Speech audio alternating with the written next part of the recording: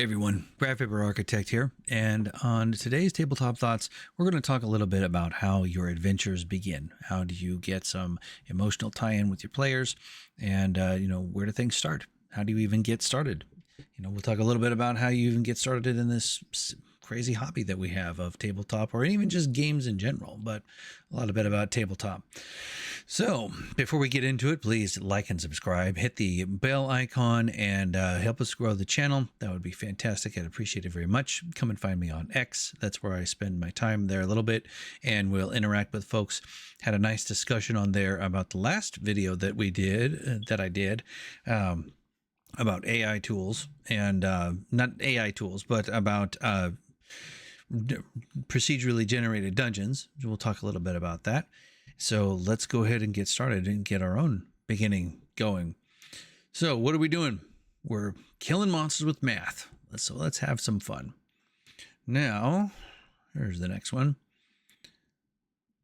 This tool was what we were talking about last time, and it is 0% AI random D&D dungeon creator. Okay, so there's no AI in it, and we'll discuss AI at a later time in Tabletop Thoughts. The reason I bring this back up again is because this is part of how an adventure can begin.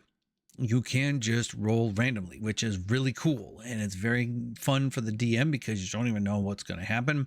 You don't know how things are going to go. You don't know where you're going to go, what you're going to do.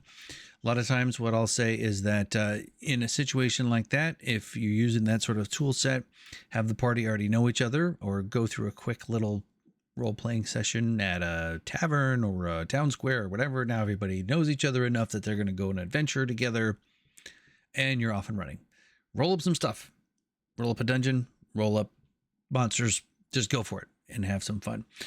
Don't rely too heavily on these kind of tools though, because I think that it can begin to dull creative senses if you're just always having to create something or use something. But if you are that kind of a dungeon master, great. Do it. It doesn't matter as long as you're out there having fun. I had DMs that were always in a module, always in the next thing, always in the next Dragon magazine, always grabbing from the latest movie, and that was fine because we had a blast and it was a lot of fun.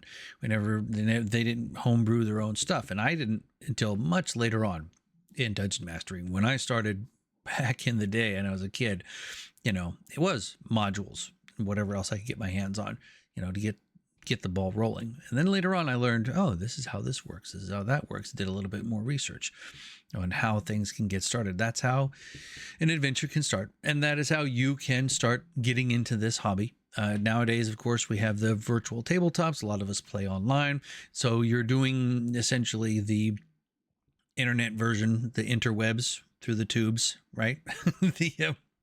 On the interweb version of what we were doing back in the day. You are grabbing a module, or you're just throwing something together, and everybody's running and gunning on the screen. So that can get you started in this and where your adventures can begin. And so we'll talk a little bit more about that. And we're also going to discuss some of the other things on how adventures begin, how adventuring begins. I'll tell you some of the tried and true methods, some of the old staples, of course, that seem to be old now because everybody has seen it, a bunch. Of course, when we saw it the first time, it was great. It was brand new. But now a lot of stuff, oh, they all met in the tavern, and oh, they went to the job board, or they blah, blah, blah. So I'll give you some thoughts and some ideas on some other ways that I have started adventures and got things kicked off at my table. And we'll go ahead and get started. So part of when you're starting your adventure is you got to kind of know whether you are having an overall story. Do you have an arc? Do you have something you want them to go through? Do you have a kingdom that has some predetermined goals that hopefully they will follow? Because, a lot of times it turns into this, right? We're just going to go. People go. Players always go wherever players are going to go, and you got to be ready for that. So after you get started, just remember you might be going through another start and another start and another start and another start, because let's say that this is your table and you go to they party goes to the tavern. The bartender talks about how, he used to work in a mine outside of town before he started his tavern, but now the mine is overrun with goblins, and now you got to go check it out because the goblins are multiplied and they are starting to come out and raid the farms at night, and it's affecting the town. So, please go and deal with this. Pretty standard stuff, standard adventure idea. It sort of follows a pattern of there's a problem, they want you to fix it. You fix it, maybe there's a reward. Hopefully that's how it goes, right? And it can get stale. Like, oh, this is a problem, this needs to fix it. So what you can do is, as you get more experienced in your dungeon mastery, you can begin to hopefully weave narratives and tales that simply, it is just their lives. That's just how it is. This is happening.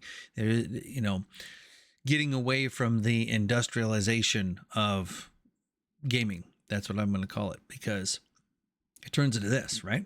Like, it's a job. Let's go do it. We're going to go down. We're going to get some loot. We're going to get some treasure. And that's perfectly fine. Everybody can do that. There's no problem with that whatsoever. But if that's how your table wants to roll and you're just like, okay, where are we going? Where's the dungeon? And just go get the treasure. There's no desire or need or want or narrative or anything like that. Perfectly good. Go ahead and roll with it. And then it's simple. How does it get started? There is dungeon there. Go that way. Oh, okay. But there you go. But thinking about how you're going to begin an adventure, it can also, benefit you to think a bit about, what type of adventure do the players want? Have a discussion with them.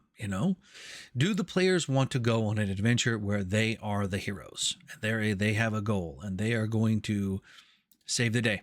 They're going to be the hero, save the day. This is what they're doing. They're on a mission. If they want that kind of adventure, that's great. You can begin to cook some of that up. And what I like to do when I mind map these things is I will take different elements and then maybe start turning them on their ear, and there's not a whole huge amount of ways that things can go in a medieval fantasy setting. There's usually something has gone wrong somewhere. There's a conflict of some type that you might have to deal with. And then after that conflict, then you may, uncover more about the mystery of what exactly is going on in the world. The adventure begins. If they're heroes, then that's what they're going to do. They're looking for problems. What is going wrong? And you can go all the way from, having the town crier being out, hear ye, the king has decreed that all adventurers should come to the keep because we are in need of adventuring persons to come and help us. There you go. There's one way to begin that adventure. Another way is that the event occurs right there in front of them, and a hero is not going to wait around to jump in the way. They're there. Somebody's getting mugged. Somebody's getting abducted. Their monsters are attacking. The crime is being committed. It's right there in their face. Will they rise to the challenge to be the hero, to save the day? There's another way that an adventure gets started. Of course you could there's a job board. You go down to the job board. The job board says, this has gone wrong. Go and fix it. Another way to be a hero, and then they will go ahead and get started. Another part of that is that, the other side of that is, what if they are a reluctant hero? What if they don't want to be the hero? What if they don't want to be there? I don't want to do this, but there's a calling to me to be this hero that maybe they don't even know they're a hero, but they don't want to be, and they don't want to be doing what they're doing, but they have to continue on their journey to solve their problem, to solve the mystery, to do what they're going to do. And, maybe that's how things are going. And then you begin the journey with the things are just thrust upon them. They don't have much of a choice, or they don't have any choice. They're cursed in some way. They have to fix it. They don't know what's going on. They keep waking up in strange places and everything's all tore up. What's going on? Reluctant heroes or just reluctant persons that have to go through what they're doing is another way to begin adventure. This is what it is. Cool. Another good way to have adventures is you're just who you are. You're going to go out into the world and you're going to grab it by the throat and take whatever you want and be whoever you want. And anybody gets in your way, man, forget it. I don't care. That's how I'm going to live my life. And they go on adventures. I mean, things are going to happen to folks like that. They will go anytime they go into any kind of establishment or go to do anything, they're going to have some adventures. They're going to have some fun. And if your players want to do that, that's another good way that you can easily have them adventuring, because you're just reacting to whatever they do. They go here. Okay, you've gone there. You've killed this person. Well, now their family is after you. Oh, now you've killed all of their family. Okay, well, then the town is after you, or maybe nobody's after you anymore. So you go find somebody else to get involved with. I mean, having an adventure that just is because you are who you are and you're doing whatever it is that you want to do can seem random, but it can be a great way to get things started and to just keep on playing, And then, of course, there is the epic tale of epicness, where there is a huge problem and the dragon is coming and killing everybody, or the ogres are coming through. There is a horde of giants and they are coming through. There's something is bad is going to happen, has been happening, going to happen. Maybe there's a prophecy that needs to be fulfilled, and you've got to rise to that challenge. And it is epic. Don't be afraid of the epic. A lot of times people can be afraid of the epic, that they think, well, I can't make an epic. That's, let's call Ed Greenwood if we want to have something epic. I mean, I can't do that. Yes, you can. You can do epic. Everybody can do epic. Even if you need to start with modules, start with random stuff, get you going. Eventually, you get to a place where you can provide an epic quest. How does an epic quest begin? Sort of the same pattern. There is a problem that needs to be solved, but realizing that this problem is so massive, it's going to take time, it's going to take planning, it's going to take work. You're going to have to get ready for this. You're going to need to prepare for this, and then maybe you will still get killed. You start off with something smaller and build your way up to it. But the epic quest, how things can begin. The dragon has gone through and killed everyone. You are the last person. Done. Or you're an apprentice and you've got to find a way to kill this sucker because, oh boy, it's getting everybody.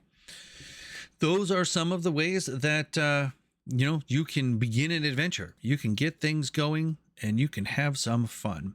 Some of the things that I have done in the past to get an adventure going and started, of course, you're down at the inn. You're at the tavern. People start role playing. You see the dwarf over in the corner. He's eating his food, and the waitress makes mention of the fact that he's one of those adventuring types that goes from town down, and he comes in here every so often, and he's always got a new story to tell of something that he's killed, and now you're interested. So maybe you go over there and strike up a conversation, and the rest of the party gets to meet each other. You have some role playing, or you just simply skip all that and just say, everybody already knows each other. You've already done a couple of little things together so that you have a general idea of who's who and what's what. That's a good way for returning players, people that already know each other, friends, to get together to be able to do that. I've had situations where I had a table full of people that don't know each other, but all of their characters wake up incarcerated in the same dungeon. They're incarcerated in the same room. And they've got to figure out the puzzles. I'm not going to give away the puzzle because I'm going to write it down for mass consumption. Come and buy it from Tactical Fantasy Games. But they have to figure out the way to get out of there. And then they begin to discover why they were all incarcerated in the first place. And maybe they get to know each other along the way. That's another great way to get started.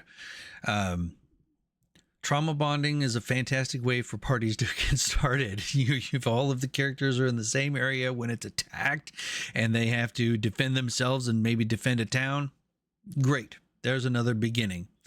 So lots of different ways that people can get adventures started. I would love to hear how your adventures started. Maybe your adventures in how you got started in gaming. Maybe an adventure on how your players got started in an adventure. How did you get them going? What did you have for emotional tie-ins? Did you have a kidnapping? Did you have monsters attacking? Did you have epic quest, the god of the sea, and Poseidon's pissed off and he's gonna kill everyone, and you have to go and appease him by rescuing the mega pearl from the massive clam that's been taken by Medusa, and who knows? What is it? I would love to hear how things got started for you.